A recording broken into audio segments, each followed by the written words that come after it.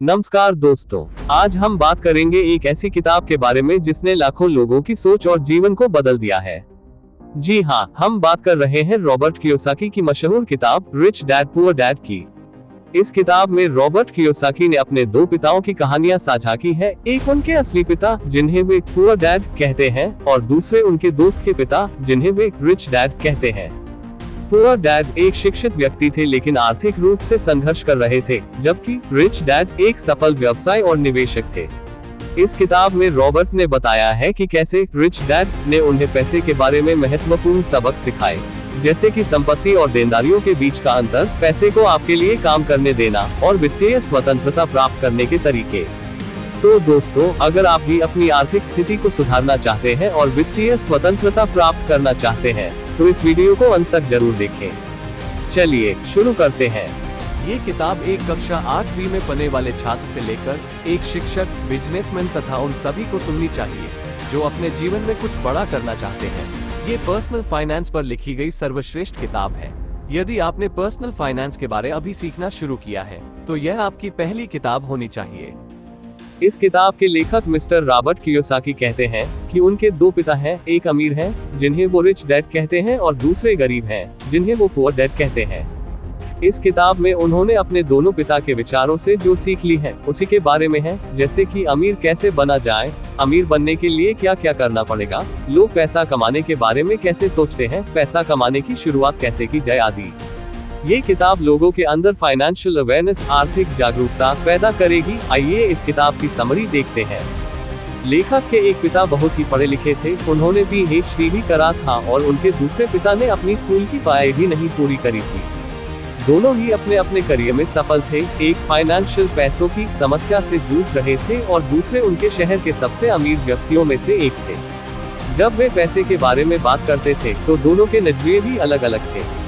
एक का मानना था कि पैसों के प्रति प्यार ही सभी प्रकार की समस्याओं की जड़ है, और दूसरे का मानना था कि पैसों की कमी ही सभी समस्याओं की जड़ है। अब लेखक के बचपन में उनके सामने सबसे बड़ी दुविधा थी ये थी कि वह किसकी सुने, अपने रिच डैड की या पुअर डैड की, क्योंकि पैसों के बारे में दोनों के नजरिए पूरी तरह से अलग थे। हालांकि लेखक के दोनों पिता ही लेखक की भलाई चाहते थे। उनके पुअर डैड को हमेशा ये कहने की आदत थी कि हम ये नहीं ले सकते हैं, हम वो ले नहीं सकते हैं। वही उनके रिच डैड इस शब्द कभी भी उपयोग नहीं करते थे। उन्हें इस वाक्य से सख्त नफरत थी, यहाँ तक कि उन्होंने लेखक को भी इसका इस्तेमाल करने से मना कर दिया था। लेखक के रिच डैड कहते थे कि तुम अपने आप से पूछो कि तुम कैसे उस चीज को ले सकते हो। उनका मानना था कि जब तुम कहते हो कि तुम ये चीज नहीं ले सकते हो, तो तुम्हारा दिमाग काम करना बंद कर देता है, और उसके विपरीत जब तुम अपने आप से ये सवाल पूछते हो कि तुम उस चीज को कैसे ले सकते हो, तो तुम्हारा दिमाग अपने आप काम पर लग जाता है।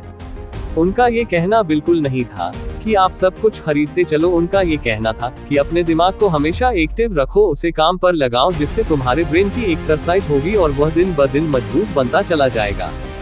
उनके पुअर डैड कहते थे कि कभी रिस्क मत लो, और रिच डैड कहते थे कि रिस्क को मैनेज करना सीखो। उनके पुअर डैड कहते थे कि बहुत पढ़ाई करो और कॉलेज डिग्री लो और एक अच्छी सुरक्षित नौकरी ले लो। वही रिच डैड कहते थे कि पढ़ाई करो और पैसा कैसे काम करता है वह सीखो, पैसों के लिए काम मत करो बल्कि पैसों को तुम्हारे लिए काम पर लगाओ। 9 साल की उम्र में रॉबर्ट यानी कि लेखक ने डिसाइड किया कि वो अपने रिच डैड की सुनेंगे और उनसे पैसों के बारे में सीखेंगे, और पैसों के मामले में वो अपने पढ़े लिखे पुअर डैड को फॉलो नहीं करेंगे। रियल में उनके पुअर डैड उनके सगे पिता थे जो बहुत पढ़े लिखे थे और टीचर की नौकरी करते थे, लेकिन वह पैसों के मामले में गरीब थे। वही लेखक जिसे अपना रिच डैड कहते हैं, वो उनके दोस्त माइक के पिता थे, जिनके पास रॉबर्ट और उनका दोस्त माइक पैसे कैसे कमाते हैं वो सीखने के लिए जाते थे। रॉबर्ट के इस रिच डैड ने अपनी स्कूलिंग भी पूरी नहीं की थी, फिर भी वह शहर के सबसे अमीर लोगों में से एक थे और बाद में जाकर अमेरिका के सबसे अमीर व्यक्तियों में से एक बने। रॉबर्ट और माइक के कहने पर उनके रिच डैड उन्हें पैसे कैसे कमाते हैं सिखाने के लिए तैयार हो गए। उनके अमीर पिता ने उन्हें पैसों के बारे में कुछ बहुत ही महत्वपूर्ण बातें बताई थी, जिनके बारे में हम आगे बात करेंगे। अमीर पिता ने उन्हें कहा कि आप कितना पैसा कमाते हो यह महत्वपूर्ण नहीं है, महत्वपूर्ण यह है कि कितना पैसा आप बचाते हो। बहुत सारे लोगों को यह नियम पता नहीं है, इसलिए हम देखते हैं कि लाखों रुपए की लॉटरी जीतने वाला गरीब या मध्यम वर्गीय आदमी अचानक से अमीर तो बन जाता है, परंतु कुछ ही सालों अपनी पुरानी हालत पर आ जाता है। क्योंकि उन्होंने पैसे को बचाया नहीं सिर्फ खर्च किया। हम ये भी देखते हैं कि कोई खिलाड़ी जो 25-30 साल की उम्र में करोड़ों रुपए कमा रहा था, पर उसके 10-15 साल बाद उसके पास कुछ नहीं बचा है। वह बेघर हो गया है और उसे अपना खर्च चलाने के लिए बसें साफ करना पड़ रहा है। क्या आप उस खिलाड़ी का नाम बता सकते हैं? सोचिए जरा। लंबे समय में आप कितना पैसा कमाते हैं वो मैटर नहीं करता है, आप कितना पैसे आप बचाते हैं वो मैटर करता है। आइए इसे थोड़ा और डिटेल में देखते हैं। सबसे पहले आपको एसेट संपत्ति और लायबिलिटीज देनदारी क्या होता है उसे समझना होगा और उनके बीच का अंतर भी समझना होगा। रिच डैड ने उन्हें साधारण भाषा में समझाया कि एसेट आपकी जेब में पैसे डालते हैं, वही लायबिलिटीज आपकी जेब से पैसे निकालती है। यदि आपको अमीर बनना है तो आपको एसेट खरीदने होंगे और यदि आपको गरीब और मध्यम वर्गीय बनना है तो आपको लायबिलिटीज खरीदने होंगे। कोई भी अमीर आदमी पढ़ा लिखा हो या ना हो, लेकिन वह फाइनेंशियली लिटरेट आर्थिक रूप से पढ़ा लिखा जरूर होता है, यानी पैसा कैसे काम करता है यह उसे जरूर पता होता है। पैसा कैसे काम करता है ये किसी भी स्कूल और कॉलेजेस में भी नहीं सिखाई जाती है। हर आदमी का एक इनकम स्टेटमेंट, आय विवरण, बैलेंस शीट और कैश फ्लो पैसे का बहाव होता है। इनकम स्टेटमेंट में दो भाग होता है, एक इनकम कमाई और दूसरा एक्सपेंसेस खर्चा। यह आपको बताता है कि आपने कितने पैसे कमाए हैं और कितने खर्च किए हैं तथा सब खर्च निकालने के बाद आपके पास कुल कितना पैसा बचा है, कुछ बचा भी है या नहीं। बैलेंस शीट में भी दो भाग होते हैं, एक एसेट संपत्ति और दूसरी लायबिलिटीज देनदारी। आपके एसेट आपके लिए पैसा बनाते हैं, ये आपको पैसा कमा कर देते हैं, जैसे जमीन, शेयर मार्केट और बॉन्ड्स में लगाया गया पैसा, इंटेलेक्चुअल प्रॉपर्टी, बौद्धिक संपदा आदि। लायबिलिटीज का मतलब देनदारी, जैसे घर का या कार का लोन, क्रेडिट कार्ड का लोन आदि। नीचे दिए गए डायग्राम में एरोज तीर हमें कैश फ्लो यानी पैसों का बहाव बताती है कि आपके पास पैसा कैसे व कहां से आ रहा है और वह कहां व कैसे बाहर जा रहा है। गरीब आदमी का कैश फ्लो। गरीब आदमी का कैश फ्लो कुछ ऊपर डायग्राम जैसे होता है, मतलब गरीब आदमी के पास कमाई का स्रोत सिर्फ वेतन होता है। उनका लगभग पूरा पैसा कर, घर का किराया, खाना, कपड़े आदि में चला जाता है। महीने के अंत में अधिकतर इनके पास न के बराबर पैसा बचता है या कुछ नहीं बचता है। अब गरीब आदमी की बैलेंस शीट देखते हैं। गरीब आदमी का एसेट्स का कॉलम हमेशा खाली रहता है। वह इसलिए होता है क्योंकि उनके पास महीने के अंत में कुछ नहीं बचता है। यदि बचता भी है तो वह उसे एसेट्स में नहीं लगाते हैं, बल्कि वह उसे टेलीविजन आदि जैसे मनोरंजन साधन खरीदने में खर्च कर देते हैं। ऐसा इसलिए होता है क्योंकि उन्हें किसी ने एसेट्स के बारे किसी ने बताया नहीं होता, न ही स्कूल में, न माँ बाप ने और न ही दोस्तों ने। लायबिलिटीज वह खरीद नहीं पाते हैं क्योंकि उनके पास उतने पैसे बचते ही नहीं है। आइए अब मध्यम वर्ग के आदमी का कैश फ्लो देखते हैं। मध्यम वर्ग के आदमी का कैश फ्लो। मध्यम वर्गीय लोगों का एक सेट पैटर्न होता है। जिनकी जल्दी में शादी हुई है वह पहले किसी नए शहर में किराए पर रहने लगते हैं, फिर खुद का नया घर लेने के बारे में सोचते हैं और नया घर लेने के बाद वह फर्नीचर लेते हैं। फिर जैसे जैसे इनकी आय बढ़ती जाती है वह वैसे वैसे वो कार और कुछ दूसरा सामान लेने लगते हैं। फिर उनका लायबिलिटीज का column home loan, car loan आदि से भर जाता है।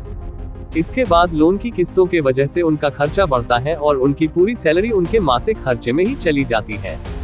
इस प्रकार उनका पूरा एसेट्स का कॉलम खाली ही रह जाता है। आइए अब अमीर आदमी का कैश फ्लो देखते हैं। अमीर आदमी का कैश फ्लो। अमीर आदमी के एसेट उनके लिए पैसा कमाते हैं। लेखक के गरीब पिता का लगभग सारी सैलरी उनके मासिक खर्चे में ही चली जाती थी और उनके अमीर पिता कई सालों से एसेट में पैसा लगा रहे थे, जिसके कारण उनका एसेट कॉलम उनकी लायबिलिटी से बहुत बड़ा हो चुका था, जो अब उनके एसेट उनके खर्चे से ज्यादा पैसे बना रहे थे। लेखक के अमीर पिता भले ही पढ़े लिखे नहीं थे, लेकिन वह पूरी तरह से फाइनेंशियली लिटरेट थे और पैसा काम कैसे करता है उन्हें ये बहुत ही अच्छी तरह से पता था। चाहे आदमी गरीब हो या अमीर, उसे पैसे तो कमाना आता है, लेकिन उसे पैसे को मैनेज करना नहीं आता है। उन्हें बहुत हार्ड वर्क करना तो आता है, लेकिन अपने पैसों से हार्ड वर्क करवाना नहीं आता है। वह बस खुद ही काम करते रहते हैं, अपने पैसों को काम पर नहीं लगाते हैं। जैसे जैसे उनकी कमाई बढ़ती है उसी के अनुपात में उनके खर्चे भी बढ़ते रहते हैं और उन्हें लगता है कि ज्यादा पैसे आने से उनकी सारी समस्या का समाधान हो जाएगा, इसलिए वो लगातार अपनी सैलरी बढ़ाने के लिए मेहनत करते रहते हैं, चाहे उनका वेतन कितना भी बढ़ जाए, और उनकी आर्थिक समस्या कभी खत्म नहीं होती है। वो ये कभी नहीं समझते हैं कि उनकी असली समस्या ये है कि उनके पास जो पैसा है उससे वह खर्च कैसे कर रहे हैं, उसका उपयोग कैसे कर रहे हैं और यह समस्या फाइनेंशियल लिटरेसी की वजह से है। सबसे पहली बात जो आपको माननी चाहिए वह यह है कि सबसे पहले खुद को पे करो। जो भी पैसा आप कमाते हैं उसमें से कुछ हिस्सा अपने लिए रखो, यानी कि अपने लिए पैसे बचाओ और उन बचे हुए पैसों से ऐसे एसेट खरीदो जो आपके लिए पैसा बना सके, यानी आपको पैसा कमा कर दे सके। अमीर और गरीब लोगों में सबसे बड़ा अंतर यह होता है कि गरीब लोग पहले सब पैसे खर्च कर लेते हैं, फिर आखिर में अपने लिए रखने का सोचते हैं, जिसकी वजह से ज्यादातर समय वह अपने लिए कुछ भी नहीं बचा पाते हैं और अंत में न ही वह उसे किसी एसेट में निवेश कर पाते हैं। वही अमीर लोग सबसे पहले अपने लिए पैसे बचाते हैं और उसके बाद अपने खर्चे करते हैं। ये करने के लिए बहुत ही प्रयास और सेल्फ डिसिप्लिन की जरूरत पड़ती है। कई बार आपके सामने कुछ आर्थिक समस्या आएगी, फिर भी आपको सबसे पहले खुद को ही पे करना है और उसे बचाना है। जब आप अपने ऊपर सेल्फ डिसिप्लिन करना सीख जाएंगे तो समझ लीजिए कि आपने अमीर बनने की तरफ अपना पहला कदम बढ़ा लिया है। जो लोग सबसे पहले खुद को पैसे देते हैं उनका कैश फ्लो कुछ इस तरह का होता है।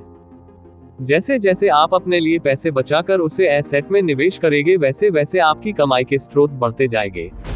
जो लोग सबसे पहले खुद को पैसे नहीं देते हैं उनका कैश फ्लो कुछ इस प्रकार का होता है।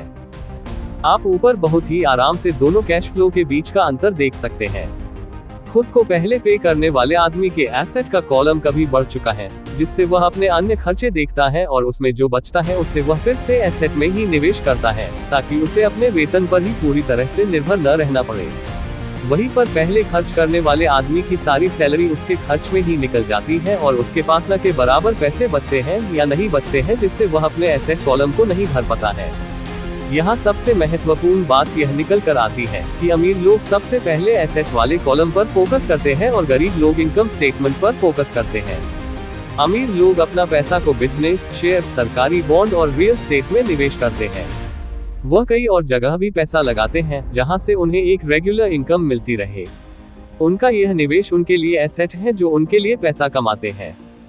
जो एसेट आपको पसंद है आपको उनमें निवेश करना चाहिए। आपको ये पता करना चाहिए कि कौन कौन से एसेट की श्रेणियां आपको अच्छी लगती है। उसके बारे में बहुत ही गहराई में जाकर अध्ययन करना चाहिए, जानकारी लेनी चाहिए, जैसे वह आगे आने वाले समय में किस प्रकार का आपको मुनाफा दिलाएगी, उस एसेट से कोई अन्य स्रोत भी बन पाएगा या नहीं। लेखक को बिल्डिंग और जमीनें बहुत पसंद है, इसके अलावा उन्हें इसकी गहरी समझ भी है, इसलिए वो इसमें ज्यादा से ज्यादा निवेश करते हैं। उन्हें छोटी कंपनियों में भी काफी जांच परख करके निवेश करना पसंद है। यहाँ पर एक और महत्वपूर्ण बात यह है कि अमीर लोग महंगे बंगले, आभूषण, बड़ी गाड़ी आदि लग्जरी की चीजें आखिर में खरीदते हैं। सबसे पहले वो एसेट्स खरीदते हैं जहाँ से उन्हें कमाई होती है, और इसी जगह पर गरीब और मध्यम वर्ग के लोग लग्जरी चीजें पहले खरीदते हैं। अमीर लोग सबसे पहले अपना एसेट का कॉलम मजबूत करते हैं, फिर उस एसेट से मिलने वाली कमाई से वह अपने लिए लग्जरी का सामान खरीदते हैं।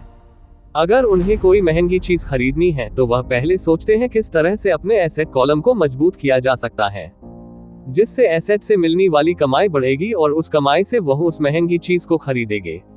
वह लगातार अपने दिमाग का उपयोग करते हैं, उससे एक्सरसाइज करवाते हैं, जिससे उन्हें पैसे कमाने के नए नए विचार मिलते रहते हैं। इस तरह वह लग्जरी का सामान खरीदने से पहले वह अपनी कमाई तथा उसके स्रोत बनाने के बारे में पहले सोचते हैं। वहीं पर अन्य लोगों का एक ही कमाई का स्रोत होता है, वह है नौकरी, और जब वह कोई लग्जरी का सामान खरीदते हैं तो उनका पूरी आर्थिक स्थिति बिगड़ जाती है। जिन गरीब या मध्यम वर्गीय लोगों की लॉटरी लगती है वह भी अपनी एसेट पर निवेश करने के बजाय खर्च बढ़ाते जाते हैं। इस तरह कुछ साल के बाद फिर से अपनी पुरानी आर्थिक स्थिति पर आ जाते हैं। यहाँ पर इनकम समस्या नहीं है, समस्या ये है कि उसका प्रबंधन यानी मैनेजमेंट, यानी कि आप किस तरह आप उन पैसों का उपयोग कर रहे हैं। अमीर लोग और अमीर बनते जा रहे हैं, गरीब लोग और गरीब बनते जा रहे हैं, और मध्यम वर्गीय लोग संघर्ष कर रहे हैं, क्योंकि पैसों के बारे में हमारे यहाँ स्कूल, कॉलेज और घरों में नहीं सिखाया जाता है। हमारे स्कूल और कॉलेज में हमें सिर्फ प्रोफेशनल स्किल के बारे में सिखाया जाता है, हमें फाइनेंशियल स्किल के बारे में नहीं सिखाया जाता है। इसलिए आज डॉक्टर्स, इंजीनियर्स, मैनेजर्स और पायलट्स आदि जिन्होंने अपने स्कूल और कॉलेज में अच्छे मार्क्स लाए थे, वो आज अच्छी सैलरी होने के बाद भी फाइनेंशियली स्ट्रगल कर रहे हैं। आपके पास हमेशा मल्टीपल इनकम सोर्सेज, आय के कई स्रोत होने चाहिए। अधिकतर लोगों का एक ही कमाई का माध्यम होता है, जो कि उनकी सैलरी है। वह कहते हैं कि वह बहुत सुरक्षित जीना चाहते हैं, इसलिए वह अपनी सैलरी पर ही निर्भर रहते हैं।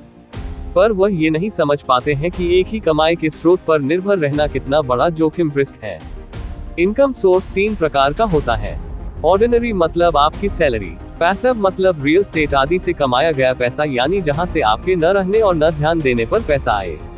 पोर्टफोलियो मतलब शेयर बाजार और सरकारी बॉन्ड से कमाया गया पैसा। आज के समय में दुनिया के सबसे अमीर आदमी अमेज़न के संस्थापक श्री जेफ बेजोस और दुनिया के सबसे महान निवेशक Shri Warren Buffett portfolio income की वजह से अमीर बने हैं। वही अगर बात करें अमेरिका के राष्ट्रपति श्री डोनाल्ड ट्रंप और इस किताब के लेखक श्री रॉबर्ट के की, तो वो पैसिव इनकम की वजह से अमीर बने हैं। लेखक के रिच डैड हमेशा कहते थे कि तुम्हें अपने ऑर्डिनरी इनकम सोर्स को जल्द से जल्द पैसिव इनकम या पोर्टफोलियो इनकम में बदलना चाहिए, यानी अपना पूरा ध्यान एसेट का कॉलम बढ़ाने पर देना चाहिए। लेखक के रिच डैड हमेशा कहते थे कि तुम्हें अपने ऑर्डिनरी इनकम सोर्स को जल्द से जल्द पैसिव इनकम या पोर्टफोलियो इनकम में बदलना चाहिए, यानी अपना पूरा ध्यान एसेट का कॉलम बढ़ाने पर देना चाहिए। अगर आपके पास अच्छे अवसर अपॉर्चुनिटीज आ रहे हैं, लेकिन आपके पैसा ही नहीं है, या अवसर आपके सामने है लेकिन आपको दिख नहीं रहा है, तो उसका मतलब है कि आपके पास फाइनेंशियल इंटेलिजेंस नहीं है। दिमाग हमारा सबसे पावरफुल एसेट है। अगर उसे हम अच्छे से ट्रेन करते हैं तो आपको कई अच्छे अवसर ढूंढने में और अच्छे अवसर उत्पन्न करने में मदद मिलेगी, जिससे आप बहुत अच्छी कमाई कर सकते हैं। Focus on learning not earning. आपको लर्निंग पर फोकस करना होगा, अपने दिमाग को फाइनेंशियली ट्रेंड करना होगा। आपका माइंड फाइनेंशियली ट्रेंड होगा तभी वह नए फाइनेंशियल अवसरों को देख पाएगा। कोई भी चीज सीखते हुए आपको अपना माइंड खुला रखना चाहिए। आज के समय में बहुत सारे लोग जब उनके सामने कोई नया विचार आता है तो उसे सही से नहीं सुनते हैं या अनसुना कर देते हैं। वहीं पर जो सही में बुद्धिमान होते हैं वह नए विचारों का खुले मन से स्वागत करते हैं, उसे तुरंत नोट कर लेते हैं। वह बोलने से ज्यादा सुनने पर फोकस करते हैं। आज के समय में जो अलग अलग एसेट्स हैं, जैसे कि जमीन, शेयर बाजार, सरकारी बॉन्ड, नए बिजनेस आदि, आपको किसी में भी निवेश करने से पहले अपना दिमाग खुला रखकर उसका अध्ययन स्टडी करना होगा। जो लोग लर्न की जगह अर्न पर फोकस करते हैं वह पैसा तो कमाते हैं लेकिन उसे अच्छे से मैनेज नहीं कर पाते हैं, फिर आगे चलाकर किसी न किसी फाइनेंशियल समस्या में फंसते रहते हैं। फाइनेंशियल नॉलेज न होने की वजह से लोग अपने आसपास चल रही जल्दी से अमीर बनने वाली किसी योजना में किसी के कहने पर पैसा लगा देते हैं, फिर उसके बाद वह कंपनी उनका पैसा लेकर भाग जाती है। इसीलिए लेखक के रिच डैड ने उनसे कहा कि पहले लर्निंग पर ध्यान देना चाहिए, बाद में अर्निंग पर। फाइनेंशियल लियरिंग आजीवन चलने वाली प्रक्रिया है। जब भी तुमसे गलती होगी तो तुम उससे सीखो और अगले समय वह गलती न करो। गलतियों से बिल्कुल न डरो। जब कोई जीतने के लिए खेलता है तो उससे गलतियां होती हैं, लेकिन सबसे महत्वपूर्ण है कि उस गलती से सीखकर आगे अच्छा करना। रिच डैड ने लेखक को रिस्क मैनेजमेंट, जोखिम प्रबंधन सीखने को कहा। इस संदर्भ में मिस्टर वॉरेन बफेट ने कहा है कि risk comes from not knowing what you are doing. आप क्या कर रहे हैं, यदि आपको वह पता नहीं है तो वह जोखिम है। यदि आप गाड़ी चला रहे हैं और आपको गाड़ी चलाना ही नहीं आता है तो वह रिस्क है। इसको कम करने के लिए पहले आपको गाड़ी चलाना सीखना पड़ेगा। इसी तरह फाइनेंशियल रिस्क को भी फाइनेंशियल ज्ञान और स्किल डेवलप करके कम किया जाता है। इसीलिए किसी भी एसेट में निवेश करने से पहले उसके बारे में सही से जानना और उसके बारे में स्किल होना बहुत जरूरी है। आइए हम आगे देखते हैं कि लेखक ने अपने फाइनेंशियल ज्ञान और स्किल का उपयोग करके कैसे पैसे बनाए। 1989 में रॉबर्ट अमेरिका में जहां रहते थे उसके पास के एक स्थान से गुजर रहे थे। वहां उन्होंने देखा कि वहां के अधिकतर घरों पर सेल के बोर्ड लगे हैं। उस समय अमेरिका में मंदी आ गई थी, शेयर बाजार टूट चुका था तथा वहां की रियल एस्टेट का बाजार भी बहुत ही खराब हालत में था। उन्होंने देखा कि वहां पर एक घर के नोटिस बोर्ड पर बहुत दिनों से सेल का बोर्ड लगा हुआ था। तब वह उस घर के मालिक से मिले। उन्होंने उसके मालिक से पूछा कि यह घर कितने में बेच रहे हो। उसने कहा कि मैंने बहुत दिनों से इस घर को बेचने के लिए बोर्ड लगाया है, लेकिन कोई भी यह घर देखने के लिए और दाम पूछने के लिए नहीं आया, तो आप ही घर देख लो और मुझे इसका दाम बताओ। रॉबर्ट को वह घर बहुत पसंद आया और उन्होंने वह घर $20,000 में खरीद लिया। फिर उसके बाद उन्होंने उस घर में किराएदार रखे। 1-2 साल बाद जब उस स्थान पर रियल एस्टेट का मार्केट बढ़ने लगा तो लोग उस स्थान पर घर खरीदने लगे। उस समय उन्होंने $20,000 में खरीदा घर $95,000 में बेच दिया। यहाँ ध्यान देने वाली बात है कि उन्होंने सिर्फ उस घर के दाम में ही मुनाफा नहीं कमाया, बल्कि उसमें किराएदार रखकर भी उससे पैसा बनाया। उसके 1 महीने बाद फिर उन्हें एक अच्छा फ्लैट मिला जिसका मालिक जर्मनी का था। उन्हें उस एरिया के रियल एस्टेट मार्केट के बारे ज्यादा जानकारी नहीं थी, वह बस उस फ्लैट को जल्द से जल्द बेचकर जर्मनी जाना चाहते थे। अब लेखक उसके साथ मोलभाव करके वह फ्लैट भी खरीद लिया और 2 साल बाद लगभग 1.5 गुना दाम पर उसे बेच दिया।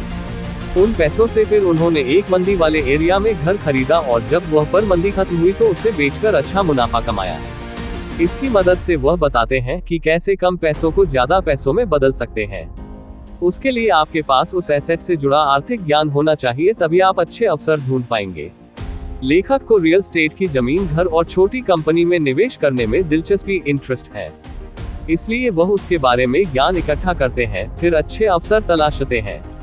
आपको जिस एसेट में इंटरेस्ट है उसका अच्छा ज्ञान लीजिए, फिर उसमें निवेश करने के बारे में सोचिए। दोस्तों, अंत में लेखक ने पुनः एक बार याद दिलवाने की कोशिश की है कि गरीब और मध्यम वर्ग के लोग पैसों के लिए काम करते हैं, वही अमीर लोगों के लिए पैसा काम करता है। अमीर लोग अपने एसेट कॉलम को बढ़ाने में लगे रहते हैं, उन्हें उससे जो मुनाफा मिलता है उसे वो वापस वही और पुनः निवेश करते हैं। इस तरह उनका पैसा उनके लिए लगातार काम करता है। किसी भी एसेट में पैसा लगाने से पहले उसमें जिन लोगों ने निवेश किया है उनसे मिले जो लोग उसमें निवेश करके सफल हुए हैं। यदि उनसे मिलना संभव नहीं है तो उनके बारे में पढ़ें और उस एसेट के बारे में गहन ज्ञान हासिल करने का प्रयास करें। दोस्तों, ये थी रिच डैड पुअर डैड की हिंदी में समरी। आपको इस किताब में दिए नियमों को अमल में लाना होगा, तभी जाकर आप जल्दी अमीर बन पाएंगे। अब यह आपके हाथ में है कि आप जो पैसा कमाते हैं उससे पूरा खर्च करते हैं या सबसे पहले खुद को पे करके उसे बचाकर सही जगह पर निवेश करके अमीर बनते हैं। आपको हमारे द्वारा किया जा रहा प्रयास कैसा लगा हमें कमेंट के माध्यम से जरूर बताएं। इसी तरह की और वीडियोस लिए आप एम्बिशन ऑडियो यूट्यूब चैनल को जरूर सब्सक्राइब करें। इस वीडियो को अपने दोस्तों के साथ जरूर शेयर करें ताकि उन्हें भी इससे फायदा हो। एम्बिशन ऑडियो पर आने के लिए आपका बहुत बहुत धन्यवाद। आपका समय शुभ हो। पढ़ते रहे, बढ़ते रहें।